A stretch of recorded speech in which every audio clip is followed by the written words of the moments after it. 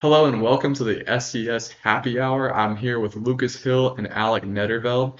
And hey, we're here to talk about bowl season, right? We got week two, a recap of it, the Gasparilla Bowl, great bowl game, and then we just got to see USF beat San Jose State in the Hawai'i Bowl. And hey, it's 11:37 Central Time, but there's never an off day in college football. So, Lucas, would you like to introduce yourself, and then we'll hit up Alec?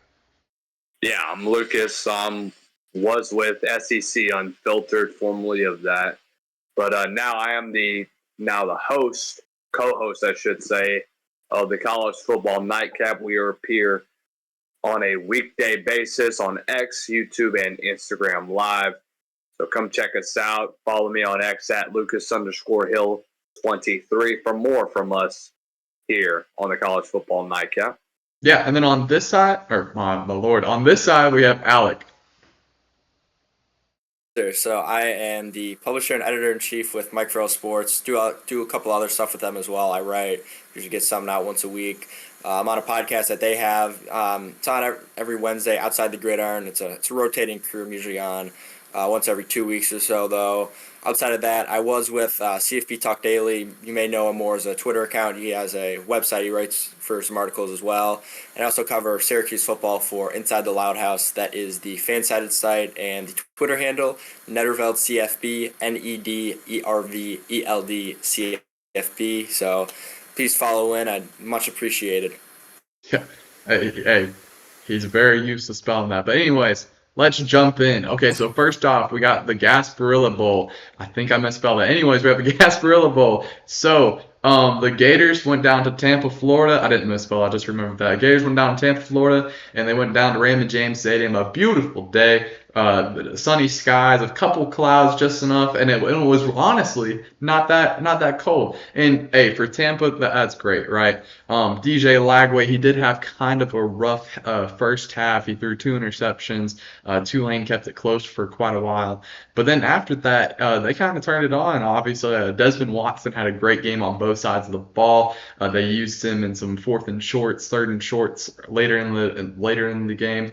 But yeah, huge game.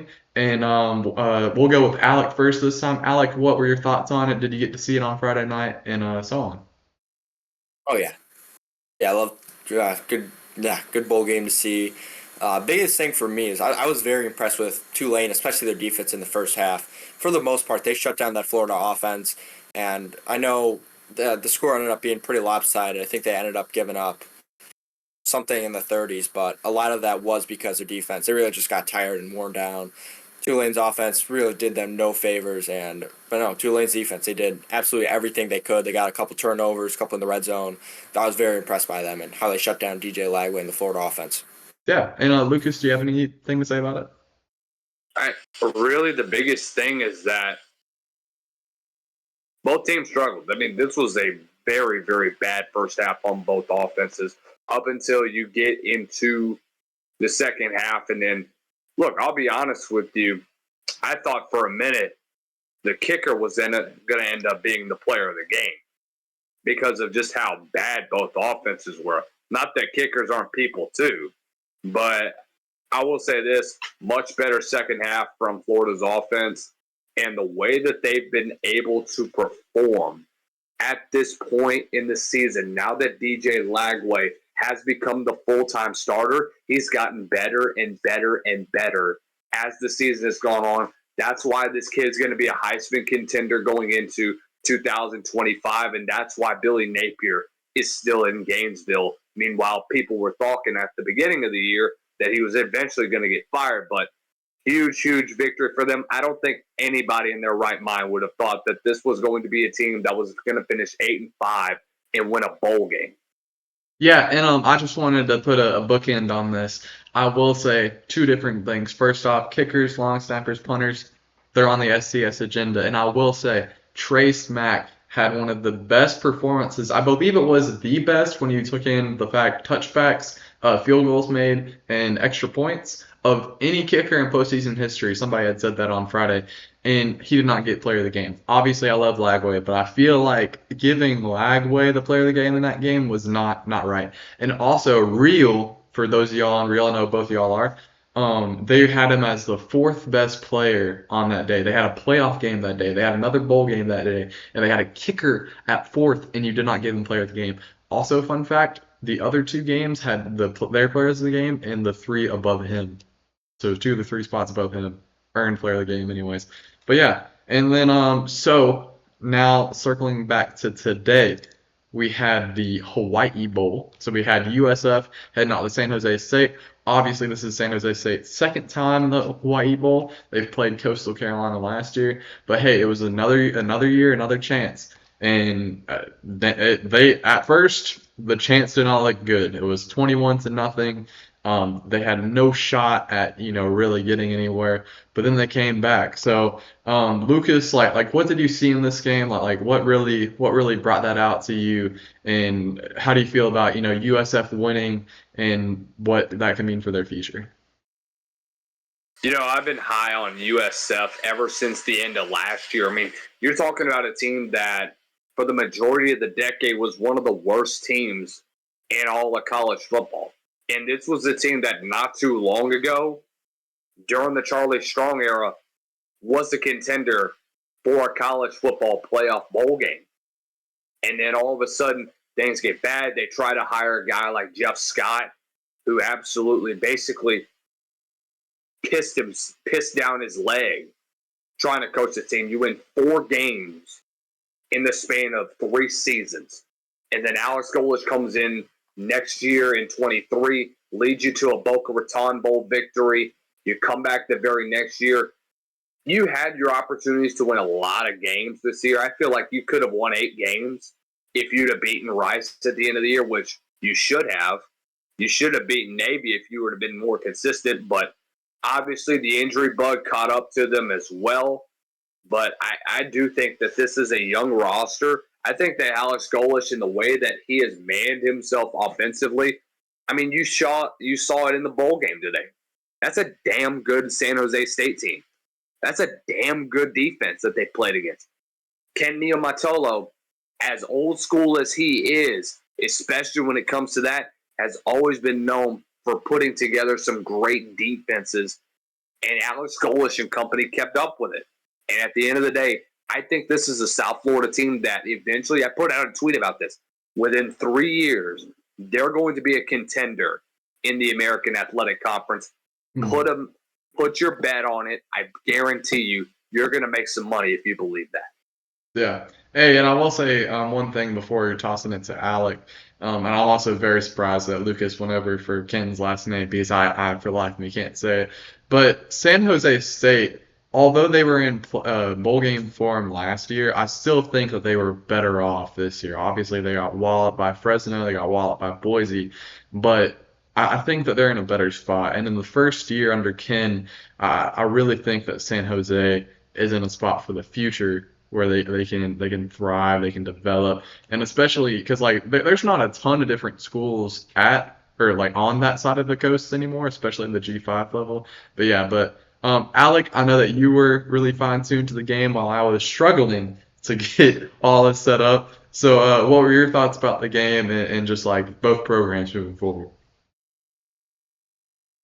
Yeah, look, I thought that this year was a little bit of a letdown for South Florida. I thought that they would be one of those teams competing for the Group of 5 playoff spot. Didn't turn out to happen, but yeah, I agree with you, Lucas. Golesh has this program absolutely on the rise. Again, I'm a Syracuse guy. A year ago, I was watching them destroy Syracuse in the Boca Raton Bowl. It was 45-0. Just truly embarrassing to watch that game. But he's got this program moving in the right direction, just with the support that he has from the university, just from a facility perspective. They're getting that on-campus stadium. I think that's going to be ready in 2026. They are going to be, just based on their historic success. Again, this is a program that, at least from my recollection in the late 2000s, early 2010s, they were a good team in the Big East, at least in what I remember. They had that crazy win over, I think it was West Virginia in 2007. They were the number 2 team in the country. This is a team that I thought that they really could have been in line for expansion, when the Big 12 expanded with UCF and Cincinnati and those teams, but they just had that disastrous Jeff Scott tenure that really set this program back. a very long time. What Alex Golish is doing, he's rebuilding the program. It's going to take a little bit of time, but I think he's in a great spot. I like what South Florida's doing, and yeah, I agree. They're going to be a great team moving forward. For San Jose State, again, I think that I think Niyamoto, I think that's how you pronounce it. Please do not quote me on that. What he did, given Brent Brennan left, Brent Brennan is a good coach too. He left in very late in the coaching cycle. He did not have a lot of time to get his players, to get his roster assembled. What Niyamoto did, he kept San Jose State really where they were under Brent Brennan, and that's very admirable just considering where San Jose State was before Brennan. He had the best receiver in the country, in my opinion, Nick Nash. He had a couple more good weapons. Walker Eget, the quarterback, I think I said that right. I think that this program, they're both going to be set up well for the future. I like where San Jose State especially is going with one of the better coaches on the West Coast. Yeah, and I will say one thing too with that is like a lot of people were honestly like I don't want to say shaming, but underscoring what Ken had done at Navy and what he had done in his career just because he was a last minute hire, just because he was the only hire available, that kind of thing. So I think this solidified any doubt that somebody had that he could not step up to the plate in that role at San Jose State. Lucas, did you want to say anything about that? I think I like what you mentioned with Ken's situation, because how do you replace a guy like Brennan Carroll? I mean, this is a guy that goes from winning just 3 games in his first 2 seasons to now San Jose State went on a string of winning 7 games in 3 or 4 of the last couple of years during his career. I mean, that's just impressive to see what he's been able to do just to maintain that locker room and to maintain a good majority of the guys that were still with that program even during the Carroll years. And knowing what he's been able to do, even with the change of scenery, even with the change of coaches, he's done a great job there. Yeah. And look, San Jose State, they've always been a team that is going to pop up on the radar every now and then. I'm not saying that this is going to be a team that's going to compete for a G5 spot in the college football playoff by any time soon. But I do think that this is a team that if you give them time, if you give Coach Ken time, dude, Coach Ken is one of the most underrated coaches in all of college football. Look at what he did with Navy. Look at what he did having to replace Paul Johnson. And look at what he did. 3-time American Coach of the Year.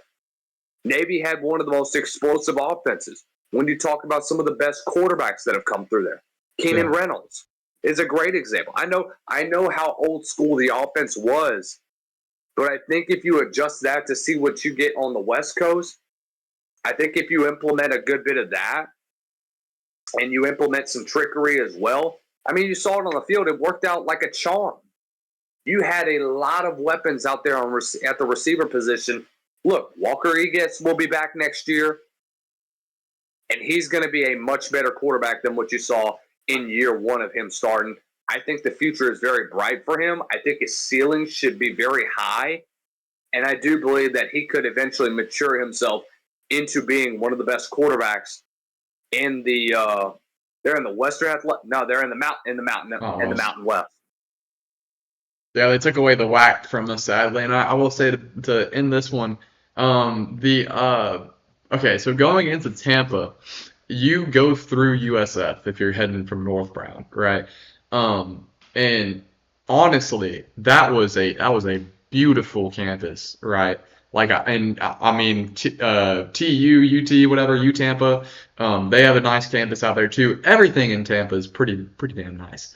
But I think if you can get a real on-campus stadium, that makes that program grow from here to here. Like that's a real leap. And I know we'll talk about Syracuse's stadium later, but it's like a real stadium that's within walking distance of your student body. Like that's what can revitalize. And I'm not saying that USF fan base is dead or anything, but Charlotte has had this issue a couple of times before they had their big renovation at Richardson. But if USF can get a stadium on campus, that would be huge for their team, their program, their fan base, and everything. And I think, like, obviously it's going to happen, but I think it'll be great. Anyways, moving forward, so now we're going to start talking about the actual bowl games that have not happened. And I'm posting this tomorrow, Christmas. Merry Christmas. So, yeah, so let's hop in. We got the Mobile Bowl. We have Jalen and Raynor and Harold Fannin Jr. on the graphic over there. So yeah, so basically this game, it's your Sunbelt MAC game in Mobile at Hancock Whitney Stadium. And I think this one's going to be a good one. Butch Jones gets his second straight appearance in Alabama, being at the Camellia Bowl last year. Bowling Green, I'm not exactly sure on their bowl history. I know they went to a bowl game last year. I just don't know where exactly. But Alec will start back on you again, and while I look up where they went last year, what are your thoughts on this game? I think I got it. They were playing in, I don't know what the bowl game's called, but they're playing in Detroit against Minnesota. I think that's where they were. If they did, that's a crazy take. That's hold on. But Either yeah, but way, keep going. Bowling Green, they've been one of the better teams in the MAC this year. Definitely a more improved team. Obviously, if you look at Bowling Green, the first thing anybody's going to think about is going to be Harold Fannin. Again, in my opinion, he's the Yeah, best tight end in the country. He absolutely deserved to win the Mackey Award. He deserved to be unanimous All-American for every ballot. Again, though, I think this is a pretty complete team behind him. Kerryon Stewart was a very good running back. He did transfer out, though, to I think Virginia Tech is where they got him. Did I get that game right? yes, 24-30 in the Quick Lane Motors Bowl. They lost to Minnesota, but hey, that's a hell of a pull because I would have never remembered that game last year. But yeah, Say, if anything, for the group of five, I'd say I'm a Mac guy, so I figure I should know this stuff. for sure. Again, I think that this is a pretty explosive offense that Bowling Green has. They did falter a little bit as the season went on. Again, Harold Fannin, he's going to be better than any player Arkansas State's played all year. Yeah. He's a complete mismatch nightmare. I think combining all that, Bowling Green's going to put up a lot of points. I think they're going to get it done. Arkansas State, they're kind of just there. I really don't have any strong feelings about this program. I think Bowling Green's just going to handle their business, though. Yeah, and just to do a quick thing before we give it to Lucas, Harold Fannin is one of the best players in the G5. Obviously, he's regarded as one of the best tight ends of the nation, if not the best tight end of the nation. But I think Arkansas State, they kind of live in a state of like nobody really knows about them, nobody really talks about them outside of their own people. So for me, I like Jalen Raynor. I like all these different guys that they have. I think Butch Jones is honestly building something, and it's something that you can build brick by brick rather than like a Les Miles failure at Kansas or something like that, right? So it's like even though he's doing it inside, yes, everybody should shake their head at that, but yeah, even though he's doing it in mostly silence, I think that there is real good going on here. Obviously, he's recruited several kids from Alabama. I've had some, secondhand experiences with with him coming down, and everybody like falls in love with him and all that type of stuff. But yeah, but Lucas, what are your thoughts on the 68 Adventures Mobile Bowl? And you will be at this game, Lucas. So hey, so you can give as much as we want on this one. Yeah, I mean, you basically mentioned a good bit of it. You talk about Harold Fannin, you're talking about arguably one of the best tight ends in the nation. We're talking about a guy that literally took over games. When you talk about games against Penn State, when you talk about games against Texas A&M, look at what they did majority of this season. Look at what he was able to do. But the thing about it is, how long is he going to play? He's 11 yards away from breaking the all-time receiving record by a tight end in FBS history. Texas Tech guy actually has the record right now, but he will very likelihood break that. My question is, how long is he going to play? How will Connor Bazelak be able to work without him? He's done a very good job this year. I know he's been the number one target for him. In fact, 9 of his 15 touchdowns have gone to Harold Fannin. And looking at his completions, 100 of his completions have also to Harold Fannin. So It's hard to not go down to your safety valve in a guy like that, but the guy has weapons around him. It's going to be tough for him. You're losing Terrion Stewart, who's now at Virginia Tech. Alex Walshager is now at Kentucky. He's an all-MAC guy. And the team's defensive leader, Joseph Sipp, is headed to Kansas as well. So you're talking about 3 huge losses, especially for a team that's favored by more than a touchdown going up against a program from a very stronger conference. Yeah. So you lose Stewart, you lose Walshinger. You're talking about a run game that's 82nd in EPA per rush this season. That's going to take a major hit. So how will this offensive line do despite losing Walshager? And how does Arkansas State expose that? Well, it helps them with Brian and Whitehead II. Guys had a great season. Guys pins his ears back. Was a JUCO All-American edge rusher, a Liberty transfer.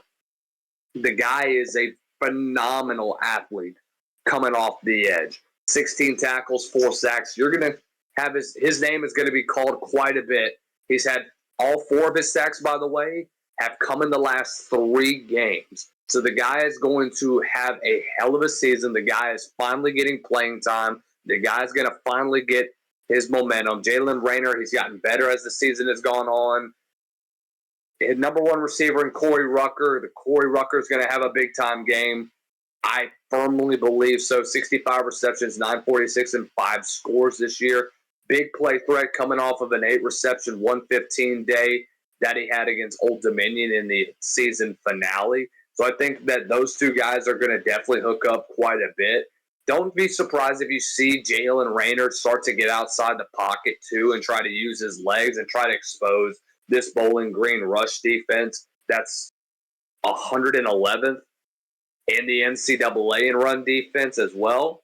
And so you're going to be able to do that to go along with that, Zach Wallace. So this game is basically going to come down to who's going to win the line of scrimmage, how much will Harold Fannin play, and can Jalen Raynor be able to expose this depleted Bowling Green defense that, believe it or not, that it's crazy to think that they were 1 game away from a MAC championship game. Scott Lofer's defense has to come prepared.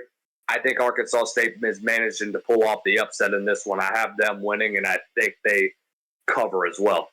Yeah, and at the end, we'll go back through the games that haven't happened, and we'll all pick the games. I'll make both of y'all say something like, blank blank legacy game or something. Anyways, so moving on, the one that Alec has been waiting so patiently for, we have the Holiday Bowl. I forget the sponsor. He knows the sponsor. But the Holiday Bowl. TV. Syracuse versus Wazoo over on the West Coast. This will be, I think, the fifth, either 4th or 5th matchup that Syracuse has had, like either on the West Coast or playing a West Coast team at home.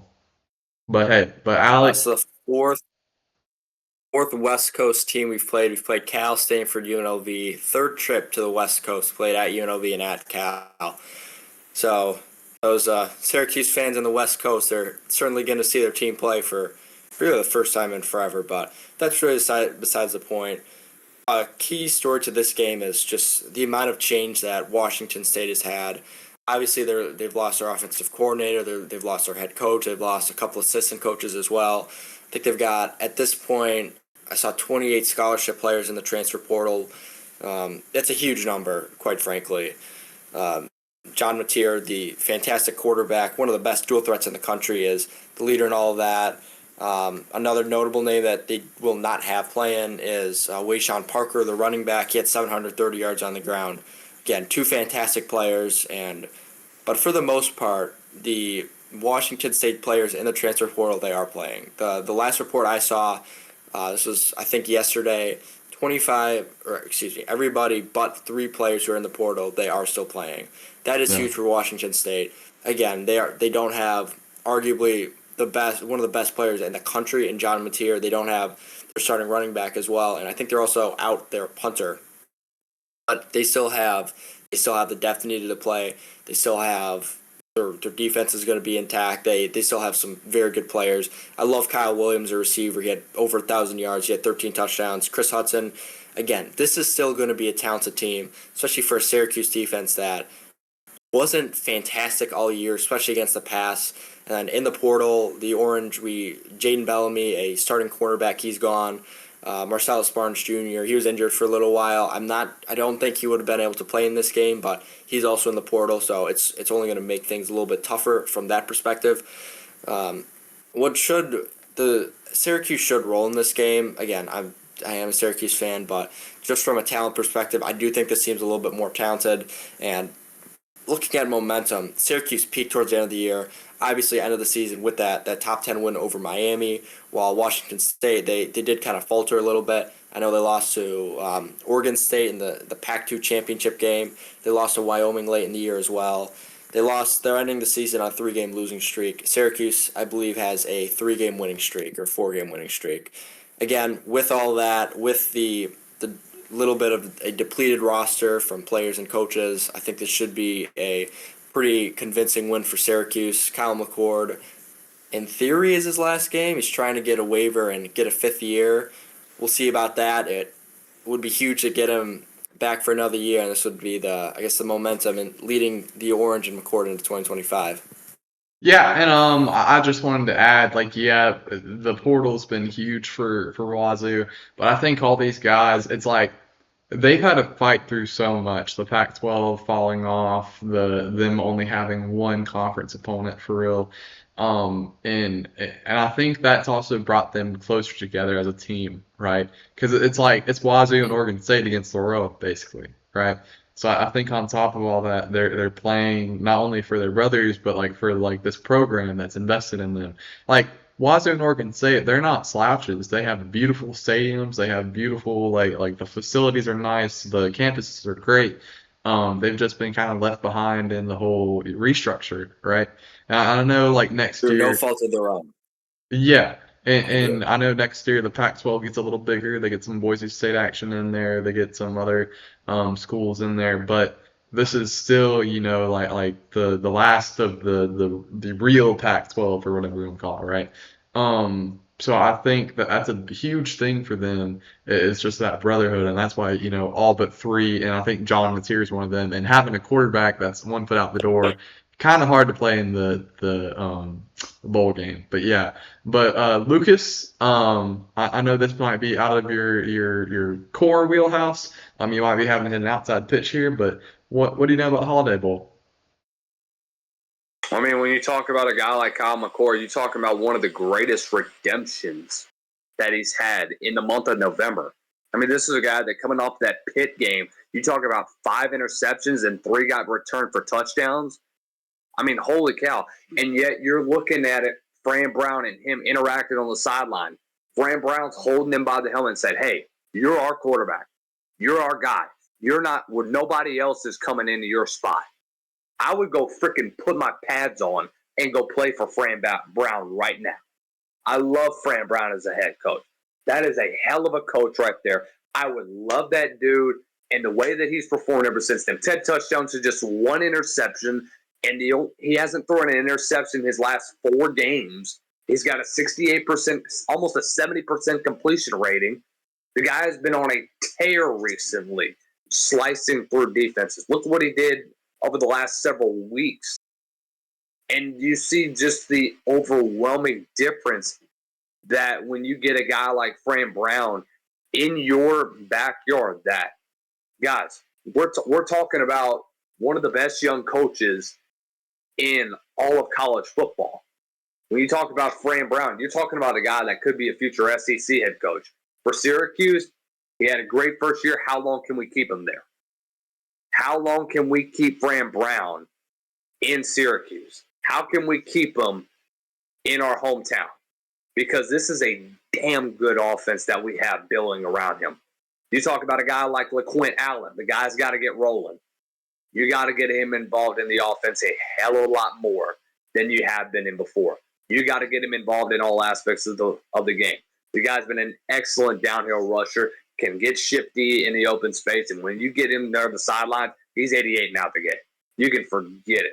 Syracuse's defense, yes, I know they have questions, but going up against a depleted roster that lost their head coach, lost their offensive coordinator, fired their defensive coordinator, you've lost your 3 core prospects. Yeah, give me a break. I love all that what Wazoo did this year. You're coming off of a 3-game losing streak.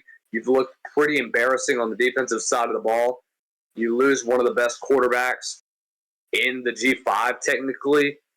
I mean, you could, if we can consider Wazoo a G5 school, yeah, give me a break. Syracuse wins this one big. I don't see this one being really close, but this may be the game that if Kyle McCord doesn't get his waiver, this is one where he starts to put his showcase his skills on the full display and fully develop himself into a top 10 quarterback. Yeah, and I just wanted to let Alec, if you had any further comments, especially on Upstate having to get the reserves ready to keep Fran Brown from going down south. But Hey, he said his introductory press conference. I know coaches say stuff like this all the time. He said something like, "Oh, I'm not leaving. I got my head coaching job." He's originally from Camden, New Jersey, about 4 hours away. He's a Northeast guy through and through. He says he's not leaving. He says stuff like Syracuse. He comes to work. Syracuse is a place where you go to work, compared to Miami, where it's a place to go to vacation. He sounds like he's content here. I'm sure there's plenty SEC schools that if he keeps up what he's doing down the road, they will offer a lot more money than him. I hope he's true to his word. That's all I'm going to say right there. And yeah, one more thing actually for Kyle McCord. Yeah, looking at it, if this is his last college game, he's the nation's leader in passing yards, and I think he needs about 250 passing yards to become the ACC's all-time single-season passing yard leader, passing Deshaun Watson, back when he was still a good football player and wasn't addicted to massages. So it could be a very historic game for him. It could be, hopefully, one of those games where he just puts up a ton of stats in the first 2-3 quarters and exits willingly to a backup up 30 points in the fourth quarter, something. That's a dream scenario. I don't know why. I'm always a little pessimistic with Syracuse and always just thinking the worst is going to happen, because the worst usually does happen. But I think Syracuse is going to handle business here, get a 10-win season. Yeah, and I just wanted to say too, I can't do if this goes on YouTube, I can't do the celebration, but if Kyle McCord scores a touchdown or scores enough touchdowns, there's a touchdown record involved in one of those things. I forgot who posted it, but one of the Syracuse guys posted about the touchdown thing too. But I know the yardage record at least. But I will hit the little gun dance in my crib if he hits the passing yards record. Anyways, it is getting very late. Anyways, we have one more game. Let's get to it. So, the Birmingham Bowl, my bowl, even though I won't really be there. I don't think I'll be there, actually. Don't quote me on that exactly. But my bowl. Anyways, so we finally get a P4 versus P4 matchup in Birmingham. We've had the opportunity to do it the last 4 years, I believe. Pretty sure the American lost their bowl bid in like 2020, 2019. One of those years. So ever since then, we've had the chance to have this ACC-SEC matchup, but I don't think it has been to this point. Someone's going to be like, you forgot about this, and I'll be like, okay, I did. But you got Diego Pavi on one side, you got Jamal Haynes on the other side. It's going to be a big-time matchup, right? And I don't think hardly anyone has opted out of this game, right? I don't think anybody on either side of note, at least. Georgia Tech, they've got a couple of receivers in the portal, but I think that's about it. Yeah, but I mean, compared to these other games, that's nothing, right? So it's like, and Diego Pavi just got his year back, so all the Vandy people are going to be at the game, drinking whiskey outside or whatever, and then all the Georgia Tech fans are going to be drinking whiskey because they hate Georgia, and Georgia won't have lost yet, but they'll just be like saying "screw the dogs" in the parking lot, even though Georgia's not even playing in this game. Anyways, but yeah. But I did want to hit Lucas to start with. Oh my God, Lucas to start with on this one. I'll get the flip eventually. But Lucas to start on this one. So Lucas, what are your thoughts on the game? And just what are your thoughts on the Birmingham Bowl? if Vandy ends up winning this one, they're going to claim they own the state of Alabama, which they already do at this point. I mean, beating Auburn twice. Well, Diego Pavia owns the state of Alabama. You could say Vandy does too, but Diego Pavia outright is owning the state of Alabama at this point in time if he does come out and win that football game. But no, we're going to get to see two option offenses go at it. Jamal Haynes is arguably one of the most underrated backs in the ACC, coming off of a season like he had last year and just continuing on the success that he had. That's why he's going to be one of the most underrated backs in the NFL. I'm shocked that not a whole lot of teams are reaching out to this guy. This guy's probably going to be a day 2, early day 3 pick in next year's NFL draft. I know everybody talks about Ashton Jeanty and they talk about all the age of the running back and how all that is changing. But you look at a guy like Jamal Haynes and you see what type of dude this dude is. I mean, you're talking about a 5'8", 190-pound guy, but the guy is so shifty out in the open space. The guy can move. The guy can play just about any position. You can line him up at the H-back and you can slip him out of the backfield, and he can be a dangerous weapon out of the backfield. Yeah. I mean, you can utilize him at any point in his career, and the guy can flat out play football. And if people don't realize that, then they're stupid for not really realizing the true potential of this kid. And for Vanderbilt, I mean, what a story for Diego Pavia, coming from New Mexico's junior military college, had no offers outside of New Mexico State, goes out there, wins the what were they in, the Mountain West? Yeah, Conference Mountain USA. West Player Conference. USA. Were they CUSA? They're still in Conference USA, yeah. CUSA. Okay. CUSA, A1 CUSA Offensive Player of the Year or something like that. Yeah. Ends up coming with Clark Lea along with guys like Cedric Alexander, Junior Colson, Eli Stowers. I mean, the core of this group revolved around those 4 guys, with Alexander, with Pavia, with Stowers, and with guys like that. I mean, how dynamic was this Tim Beck offense as well? Not to, you also had your head coach, who was at New Mexico State, and Jerry Kill in the back corner, who was the special assistant to the head coach for Clark Lea. And the success they had this year, it may have been a 6-6 record, but we're talking about Vanderbilt of all teams. We're talking about what a season that this team had. You knock off the number 1 team in the nation in Alabama at the time. That, I mean, you're talking, as bad as Alabama was this year, Alabama was still Alabama. Yeah. I mean, what a huge marquee win it was for Vandy this year, and what a marquee victory they could potentially get if they go out and they beat a good Georgia Tech team out of the ACC. But definitely going to be a close one out in Birmingham. Really excited for that one on December 27th.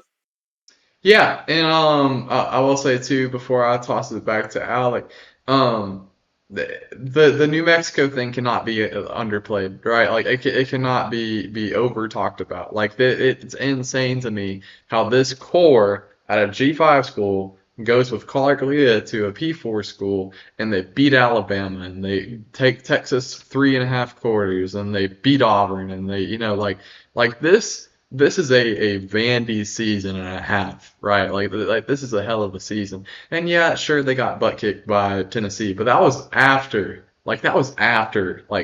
a stretch of as soon as they beat Alabama, people started taking them more seriously. As soon as they beat or they took Missouri to overtime, people started taking them more seriously. As soon so it was like brick by brick by brick. So then Tennessee's finally like, hey, we need a full week of film. And when was the last time you needed a full week of practice and film for Vandy? Most of the time they probably needed 2 days and a cup of coffee, and they'd beat the crap out of Vandy. But Alec, I'll let you close us off on the actual breakdown portion of this, and then we'll go into some predictions. Yeah, I got you. So I think that these two teams, they're very similar. Lucas mentioned this a little bit. They're both, I'd say, option attacks, spread option attacks. They want to be physical. They want to run the ball. And I'm going to start with Vanderbilt here. With their offensive coordinator, Tim Beck, not the one at Coastal Carolina. This one's actually a good football coach. What this man's done, he's just fantastic at just using the strengths of his players. whether that's Diego Pavia running the option or their offensive linemen, which I know he does a lot of funky things with them, getting the most out of Eli Stowers, a former quarterback who, again, he goes to New Mexico State, converts to tight end. I think he's a second-team All-SEC tight end this year. Again, at Vanderbilt. What he's done and just whatever Jerry Kill does to develop players and whatever, it's truly amazing to watch. Vanderbilt, yes, they're only 6-6, but it's Vanderbilt. Come on, you gotta appreciate that. Again, I'd say they were competitive in every single game they had this year. Against Tennessee, I know that they lost that game. I think they lost that by about 2 scores. They were up though early. I think they were up by 10 points early. Every single game they played in though, they were at least in the game. I know they still had that bad loss at Georgia State. But this is what you want from Vanderbilt. You want a team that's going to fight. You want a team that's going to compete. This Vanderbilt team's going to fight. This Vanderbilt team's going to compete. I think they're the best story of the season. You could talk. No, I'm not going to say that. I completely forgot about Indiana and all that. But I think they're the best story in this SEC. They made Vanderbilt football exciting. They made them entertaining. They've kept out some of the opposing team fans and their First Bank Stadium. It's incredible to see what they've done. I want to see them move forward. I love to see Diego Pavia back. Looking at Georgia Tech now, again, it's another team. Brent Pry, Brent Key. Excuse me. Key, yeah. Tech coach. Brent Key. He's built a culture. He's a tough guy. He's former Georgia Tech offensive lineman himself. He has an immense amount of pride for this program. He wants to run the ball. Haynes King is, in a way, similar to Diego Pavia. They are different stories on how they got to this point. They're both going to fight for every single yard on the field. They're some of the toughest guys on the field. They're just the hardest workers, the grittiest guys, whatever. Everything, even the first one out, last one out, first guy in, last guy out, locker room, guy you date, and the guy you would let your daughter date. We're going to go for all the comparisons there. In real talk, though, again, what Coach Key's done, building that offensive line, again, Jamal Haynes, it's so impressive to see that. I'm at a loss for words. I'm very excited to see what this Georgia Tech team is going to do down the future. I think that this is a good spot for them as well in the Birmingham Bowl, especially, again, next year. They're going to be a team to look out for with an easier schedule. Yeah. And I will say, so the Birmingham Bowl, we have a Georgia Tech is favored by 3 points here. Look, I'm leaning Vandy money line, honestly. I'll go to the two of y'all next. So we're gonna pick whatever we think, either money line or spread, and then we're gonna just give me one little prop bet or something, or not even a prop bet, but just one little thing that's going to happen in this game. So I'm going to say Vandy money line, and then I'm going to say we're going to get a legacy game from Diego Pavia. Alec, what are your picks, and what's going to happen? I'm going to go Georgia Tech. They're going to cover the 2.5 or 3 or whatever it is. This isn't a legacy game. I'll say a prop, though. I'll say we're going to get 3 rushers scoring a touchdown for Georgia Tech. 3 rushers with a touchdown. 3 different rushers. Okay. Lucas? Oh, I gotta look at the money line real fast. I think isn't it like 2.5 or something like that? It's 3. Is it something? Yeah. 3.5. 2.5 okay. for Georgia. Oh shit. Oh yeah, the opening line was 2.5. Now it's 3. Give me Vandy. Give me the Vandy money line. Okay. Give me the spread too for Vandy. I think this was one of those games. The over under right now is 51.5. Give me the under in this one, to be honest with you. Unless this thing goes to overtime, I think this is a race to 20. I think that this is going to be a very stifling ball game. I think that both defenses are very aggressive. I think both want to run down as much clock as possible. Both teams love to run down the line of scrimmage, but give me Vandy in the money line. Yeah, that is a sneaky over-under, I will say, especially because it looks like it's moved down a little bit. But if there's some random plays that just break through, it could be an interesting. Okay, so now we're gonna work backwards to the at least for the Holiday Bowl. So the Holiday Bowl, let me pull up the little stats real quick. So we have Where is it? It saw us Oh, Syracuse it's minus even 16.5. Syracuse minus 14.5 versus Washington State. 14.5. I'm gonna personally take the plus 14.5 for Washington State.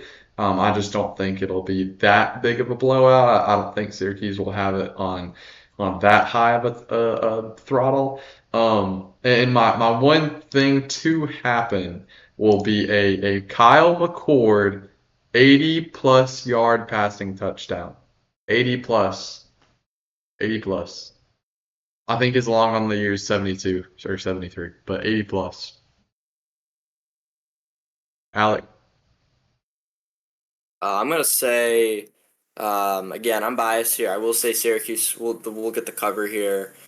My hot take is, my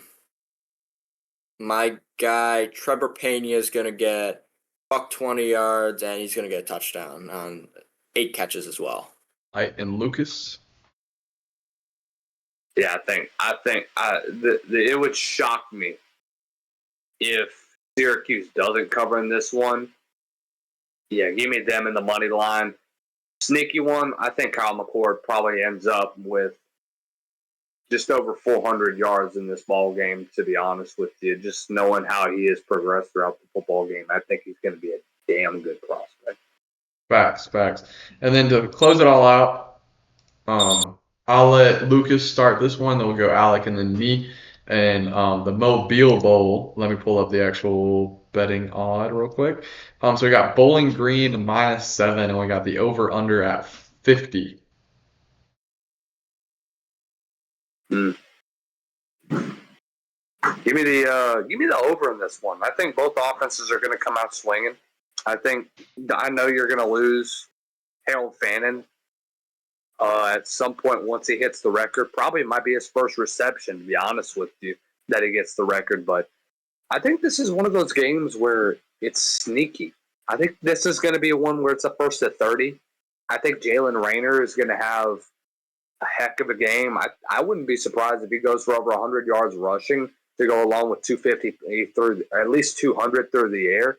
He should have a combined 3 or 4 scores. I think the run game gets going as well. I think that this is an Arkansas State team that's going to be able to expose this Bowling Green run defense, and I think that this is one where they cover. I do believe that they get this win as well. So give me the money line and give me the Jalen Raynor with over 300 yards of total offense. Facts. Alec. I think I might be contradicting myself from earlier. I do think Arkansas State, I think they will cover the 7 points. I'm going to say the under is going to hit, though, just basing this on, or actually one thing, is Harold Fannin confirmed that, yeah, he's just going playing for the record, and after that he's just going to sit out? Did he say that or something? I haven't seen him say that. I've seen a lot of pundits and like Mac BGSU people say that. But I would assume it's kind of okay. Here's my thing. I think he's hitting 100. He's hitting 100 in this game, and then he's calling from there, or the coach benches him from there. Whatever happens first on the sideline. Because I think that hitting 100 and having another 100+ yard receiving game is a big deal for some of these guys, especially when it comes to like total not just Bowling Green or MAC history or even college football history. I mean like college football Hall of Fame type stuff, right? Because that's what we're looking at with Harold Fannin. But yeah. Okay. I do think though that just looking at all the offensive weapons that just aren't going to be there, I do think the under is going to hit as well. I think it'll be a game, I don't know, spot like that 24-21-ish type of game, Yeah. 24-27, something like that. Close game like that, and I do think Bowling Green's still going to get the win though. Yeah, and I will say, if you wanted to make a little parlazzle, as the kids call it these days, out of this one, if you want to make it a little fun, so I'm seeing that the plus 220 is where Arkansas State is. This is on Tuesday, so sorry for seeing this on Thursday. But I'm seeing plus 220, and then The over-under I can't see, but I would honestly, if you're combining that plus 220 for Arkansas State on money line, I think if they win, they will win under that total. Like you had just said, so like a 28-20 or well, 20-24 too many, but 28-21, 24-21, something like that, where they're just barely sneaking by. But I think Bowling Green will start hot. It'll be a lot like the game tonight. Bowling Green starts hot. They get a couple touchdowns in, then they start to slow down, and then Arkansas State comes roaring back. And I honestly think with the Raynor and with all the other weapons, and I know that I didn't necessarily see if Raynor was like, the starter for this game or whatever, because I know some of these kids have been a little weird with their playing or like their play availability or whatever with the bowl games. But if Raynor does start, I think I'm doubling down on it as well because I'm really high on Raynor. But yeah, I did just want to pull up the regular. Where did I put the regular? But yeah, so that was our both week 2 breakdown and then the week 3 preview. I noticed that's a week 2 preview, but yeah, so week 3 preview, and we may do one for the playoffs if we can sneak one in before the weekend, or at least we're gonna do next week something like this. Whether Alec can make it, we'll have to check off that with them. But thank you for watching. We do appreciate y'all. Obviously, I am Scout Southern Charm Sports, and then we have Alec Alec Netherfield, and we have Lucas still on that side. So, boys, if y'all want to shout yourselves out, but Lucas, if you want to tell them Merry Christmas, you can go ahead. Yeah, y'all have a great, very safe and Merry Christmas. Hope y'all have a great end to the 2024 year. Make sure you holler at me on X at Lucas_Hill23. Yeah, and then Alec. Yes, sir. Same here. Merry Christmas, Happy Holidays, Happy New Year, Happy Hanukkah if you celebrate Hanukkah. Yeah, we got a lot more good football, bowl games, got the college football playoff, got some FCS playoffs going on too. A lot more to watch for the rest of the season.